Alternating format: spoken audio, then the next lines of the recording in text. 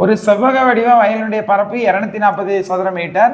அதனுடைய நீள் பக்கத்திலிருந்து 8 மீட்டர் குறைத்தால் இது ஒரு சதுரமாகும். அதனுடைய நீளம் அகலம் என்ன அப்படின்னு கேட்டிருக்கிறாங்க. அப்போ இதில் 8 மீட்டர், இந்த நீளத்தில் 8 மீட்டரை குறைவாக்குனா L-8. அப்போ அகலமும் L-8. இப்போ செவ்வகத்தினுடைய பரப்பளவு எல்லையும் L-8 பெருக்கும்போது 240 கிடைக்கும். இதை பெருக்கும்போது இந்த +240 இந்த பக்கம் வரும்போது -240 மாறிடுது.